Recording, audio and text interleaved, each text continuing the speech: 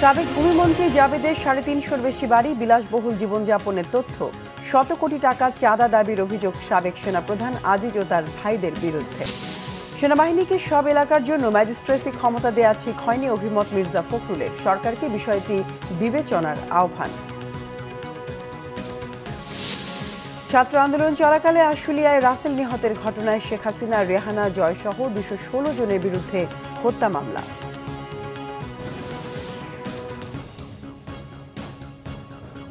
দেখছিলেন ক্রম সিমেন্ট সংবাদ শিরোনাম, এবার বিস্তারিত সংবাদ। ক্ষমতাচ্যুত শেখ হাসিনা সরকারের সাবেক ভূমিমন্ত্রী সাইফুজ্জামান চৌধুরী শুধু যুক্তরাজ্যেই ৩৬০টি বাড়ির মালিক। বাড়িগুলোর বর্তমান বাজার মূল্য $৩২ কোটি। বাংলাদেশি টাকায় এই অর্থের পরিমাণ দাঁড়ায় ৩,৮২৪ কোটি টাকার বেশি। এর বাইরে যুক্তরাষ্ট্র ও দুবাইও তার সম্পদ রয়েছে।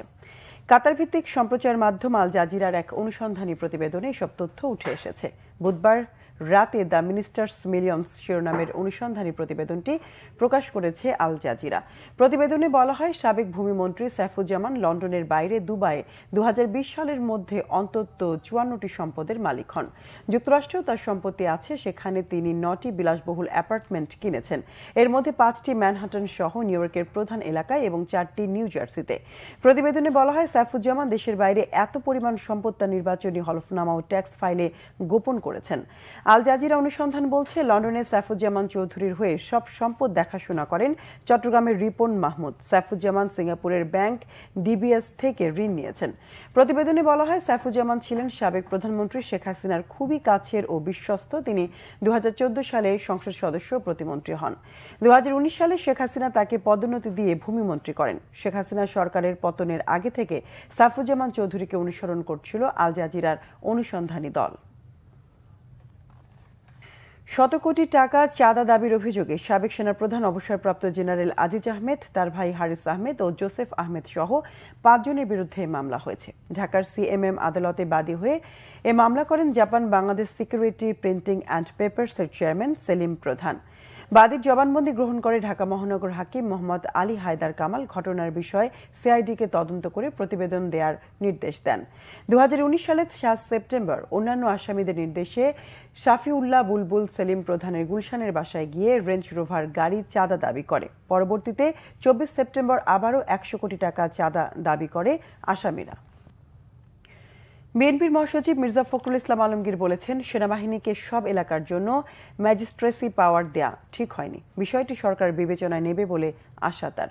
ছাত্র জনতার আন্দোলনে ঠাকুরগাঁয়ে শহীদ ও আহত পরিবারগুলোর সাথে সকালে ঠাকুরগাঁও প্রেস ক্লাবে বিএনপির সাক্ষাৎ ও সাহায্য প্রদান অনুষ্ঠানে তিনি এসব কথা বলেন। যে সকল এলাকার রাজনৈতিক দলগুলোর নিয়ন্ত্রণে আছে, সেসব এলাকায় সেনাবাহিনীকে ম্যাজিস্ট্রেসি পাওয়ার দেওয়ার প্রয়োজন নেই। বিষয়টি সরকার বিবেচনায় নেবেন বলেও জানান বিএনপির মহাসচিব। এছাড়া বিগত দিনের সকল অন্যায় অত্যাচারের সঠিক বিবেচনা এই সরকার করবেন বলেও আশাবাদ জানান তিনি। একটা সংঘাতমুক্ত অধিকার ভিত্তিক ভবিষ্যতের আশার কথাও জানান বিএনপির মহাসচিব। নতুন সরকার এসছে, অন্তর্বর্তীকালীন সরকার, আমরা আশা করি তারা সঠিকভাবে বিষয়গুলো উপলব্ধি করে সিদ্ধান্ত নেবেন। আজকে সেনাবাহিনীকে ম্যাজিস্ট্রেট পাওয়ার দেওয়া হয়েছে, ভালো কথা। তার মানে প্রশাসন ফেল করছে,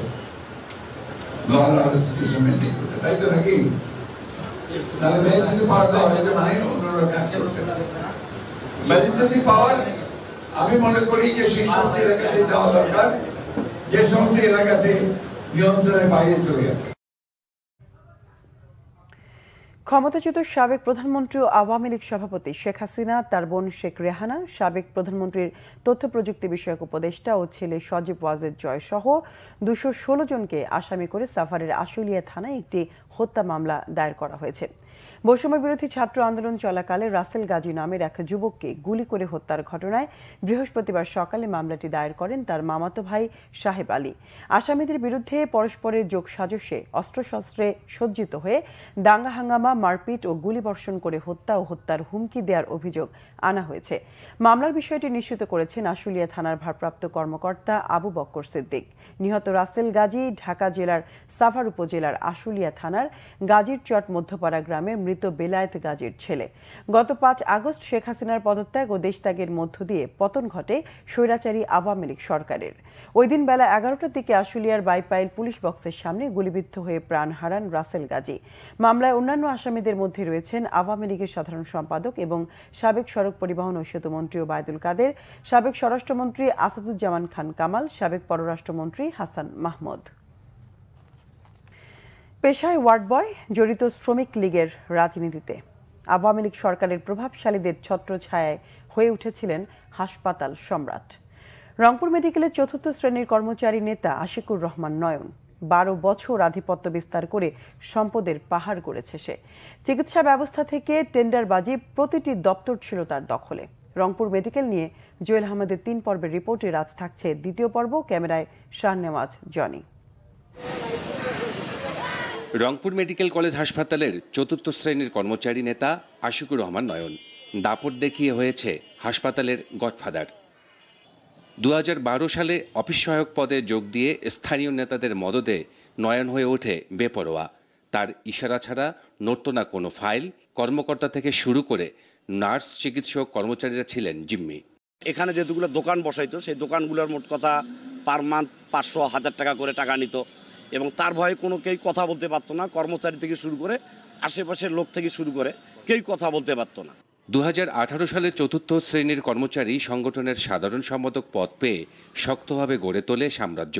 নয়ন বাহিনীর নাম ছড়িয়ে পড়ে নগর জুড়ে। বৈষম্যবিরোধী ছাত্র আন্দোলনে নিহত মিলন হত্যা মামলায় আসামি হলে গা ঢাকা দেয় নয়ন, কিন্তু বহাল তবিয়তে আছে তার সহযোগীরা। ওদের সাথে আমার কোনো সম্পর্ক নেই, যেহেতু ওটা হিসাব শাখা এটাকে সম্পূর্ণ আলাদা, যেটার সাথে আমার প্রশাসন শাখার কোনো সম্পর্ক নাই। মিডিয়ার সামনে বা এইভাবে বলার আমার কোনো এখতিয়ার নাই। এটা দিতে গেলে আমার পরিচালক মহোদয়ের পারমিশন লাগে। আমি অনেক ছোট চাকরি করি। এটা যদি আপনি কারো কাছে শুনে থাকেন, এক পক্ষে শুনে কোনো জাজ করতে হয় না। সামান্য কথায় আমাকে এখান থেকে ট্রান্সফার করা হয়েছে উইথাউট কোনো সমস্যা। আমি নিজেও জানি না কেন আমি ট্রান্সফার হয়েছি, অথচ আমি কাজ করে গেছি। আমি এখনও কাজ করছি। এখনও যদি নন বাহিনী এসে আমাকে কোনো ট্রাপে ফেলে ট্রান্সফার করে দেয়, আমি ব্যাগ নেবো, চলে যাবো, প্রশ্নও করবো না কেন।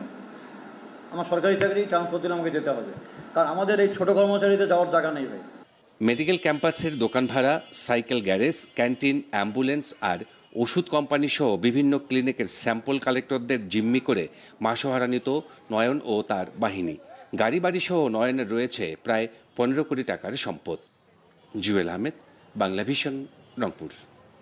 কিশোরগঞ্জের ভৈরবের রেলওয়ে কর্মচারীকে হত্যা মামলায় 2 জনকে মৃত্যুদণ্ড এবং নাটোরের বনবেলঘড়িয়ায় 6ষ্ঠ শ্রেণীর শিক্ষার্থীকে হত্যা মামলায় 3 যুবককে যাবজ্জীবন কারাদণ্ড দিয়েছেন আদালত। ভৈরবের রেলওয়ে কর্মচারী মাহবুবুর রহমান হত্যা মামলায় তার স্ত্রী রোকসানা আক্তার ও প্রেমিক আসিফকে মৃত্যুদণ্ড দিয়েছেন আদালত। কিশোরগঞ্জের অতিরিক্ত জেলা ও দায়রা জজ আদালত 2-এর বিচারক শারমিন হাসনাত পারভিন আজ বেলা 12টায় এই আদেশ দেন। 2019 সালের 27 নভেম্বর রাতে খুন করা হয় মাহবুবুর রহমানকে। ভৈরবের চণ্ডীবের এলাকার বাসিন্দা মাহবুবুর কাজ করতেন রাজধানীর তেজগাঁও এলাকায় বাংলাদেশ রেলওয়ের এসএস ফিডার পদে। এদিকে নাটোরের বনবেলঘড়িয়া এলাকার 6ষ্ঠ শ্রেণীর শিক্ষার্থীকে অপহরণ, গণধর্ষণ ও হত্যার পর মরদেহ গুম করার দায়ে 3 যুবককে যাবজ্জীবন কারাদণ্ড দিয়েছেন আদালত। এ সময় দণ্ডপ্রাপ্ত সকলকে 60,000 টাকা করে জরিমানার আদেশ দেওয়া হয়েছে। জেলা নারী ও শিশু নির্যাতন দমন ট্রাইব্যুনাল আদালতের বিচারক মোহাম্মদ আব্দুর রহিম অভিযুক্তদের অনুপস্থিতিতেই এই রায় ঘোষণা করেন। জরিমানার অর্থ ভিকটিমের পরিবার পাবে বলে রায় উল্লেখ করা হয়। দণ্ডপ্রাপ্তরা হল বনবেলঘড়িয়া এলাকার বাসিন্দা সেলিম হোসেন, শরীফুল ইসলাম শরীফ ও মনির হোসেন। দেশের বিভিন্ন জায়গায় আরো কিছু খবর নিয়ে এখন একটি ডেস্ক রিপোর্ট। জলবদ্ধতা নিরসন ও ঐতিহ্যবাহী জেলখাল পুনরুদ্ধারে বিশেষ পরিচ্ছন্নতা অভিযান শুরু করেছে বরিশাল জেলা প্রশাসন। মরক খোলার পুল এলাকায় অভিযানে উপস্থিত ছিলেন জেলা প্রশাসক মোহাম্মদ দেলোয়ার হোসেন। নোয়াখালীতে বন্যায় ক্ষতিগ্রস্ত কৃষকদের মাঝে ধানের চারা বিতরণ করেছে বিএনপি। সদর উপজেলা পশ্চিম চর উরিয়া সরকারি প্রাথমিক বিদ্যালয় মাঠে এতে উপস্থিত ছিলেন জেলা বিএনপির সাধারণ সম্পাদক আব্দুর রহমান। ঝিনাইদহে প্রাথমিক বিদ্যালয়ের সহকারী শিক্ষকরা মানববন্ধন করেছেন। গ্রেড বৈষম্য দূর করার দাবিতে সকালে জেলা প্রাথমিক শিক্ষা অফিসের সামনে মানববন্ধন করেন তারা। একই দাবিতে শিক্ষকদের মানববন্ধন হয়েছে লালমনিরহাটেও। সকালে জেলার পিটিআই ভবনের সামনে এই কর্মসূচি পালন করে তারা। সহকারী শিক্ষকদের বিক্ষোভ মিছিল ও মানববন্ধন হয়েছে নড়াইলে। দুপুরে শহরের পিটিআই ভবনের সামনে এই কর্মসূচি পালিত হয়। প্রবাসীদেরও বৈধ পথে ব্যাংকের মাধ্যমে রেমিটেন্স পাঠাতে উদ্বুদ্ধ করতে লটারি ও পুরস্কার বিতরণী অনুষ্ঠান হয়েছে চট্টগ্রামে। প্রবাসী ক্লাবের উদ্যোগে এতে উপস্থিত ছিলেন ক্লাবের প্রতিষ্ঠাতা chairman Khandakar M A Helal. যুক্তরাজ্য জাতীয়তাবাদী কৃষক দলের সদস্য সচিব শাহ মোহাম্মদ ইব্রাহিম মিয়া 16 বছর পর দেশে ফেরায় তাকে সংবর্ধনা দেওয়া হয়েছে ব্রাহ্মণবাড়িয়ায়। এই উপলক্ষে দুপুরে সদর উপজেলা ঘাটুরায় একটি শোভাযাত্রা বের হয়ে শহরের কাজীপাড়ায় গিয়ে শেষ হয়। টেকনাফে আলম হত্যার আসামি রবিউলকে মামলার চার্জশিট থেকে বাদ দেওয়ার চেষ্টার প্রতিবাদে সংবাদ সম্মেলন হয়েছে কক্সবাজারে। দুপুরে স্থানীয় প্রেস ক্লাবে এতে উপস্থিত ছিলেন নিহতের ভাই শফি আলম। দুর্গাপূজায় সম্প্রীতি বজায় রাখতে ধামরায় হিন্দু অধ্যুষিত এলাকায় সচেতনমূলক জনসেবা করেছে বিএনপি। দুপুরে উপজেলার আমতা খেলার মাঠ ও বালিয়া বিদ্যালয় মাঠে এতে উপস্থিত ছিলেন উপজেলা বিএনপির সভাপতি তমিস উদ্দিন। ময়মনসিংহে লোকনাথ ব্রহ্মচারীর আশ্রমে সাবেক কমিটির সভাপতি ও সম্পাদকের নামে মিথ্যা ও বক্তব্যের অভিযোগ তুলে সংবাদ সম্মেলন করেছে বর্তমান কমিটি। দুপুরে স্থানীয় প্রেস ক্লাব মিলনায়তনে লিখিত বক্তব্য পাঠ করেন বর্তমান কমিটির সভাপতি ও সাধারণ সম্পাদক। ঝিনাইদহে বেতন ভাতার দাবিতে কর্মবিরতি ও বিক্ষোভ করেছে বিদ্যুৎ অফিসের লাইন সহকারীরা। সকালে বিদ্যুৎ অফিস প্রাঙ্গণে এই কর্মসূচি পালন করে তারা। মানব পাচারকারীদের শাস্তির দাবিতে মানববন্ধন এবং বিক্ষোভ মিছিল হয়েছে জামালপুরে। দুপুরে চরসুপ গাছায় অভিযুক্তদের বিচার দাবি করেন ভুক্তভোগীরা। Bangla vision news desk.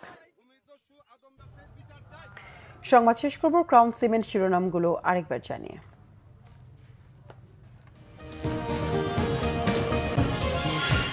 সাবেক ভূমিমন্ত্রী জাবেদের 350-র বেশি বাড়ি, বিলাসবহুল জীবনযাপনের তথ্য, শত কোটি টাকা চাঁদা দাবির অভিযোগ সাবেক সেনাপ্রধান আজিজ ও তার ভাইদের বিরুদ্ধে। সেনাবাহিনীকে সব এলাকার জন্য ম্যাজিস্ট্রেসি ক্ষমতা দেওয়া ঠিক হয়নি, অভিমত মির্জা ফখরুলের। সরকারকে বিষয়টি বিবেচনার আহ্বান। ছাত্র আন্দোলন চলাকালে আশুলিয়ায় রাসেল নিহতের ঘটনায় শেখ হাসিনা, রেহানা জয় সহ 216 জনের বিরুদ্ধে হত্যা মামলা।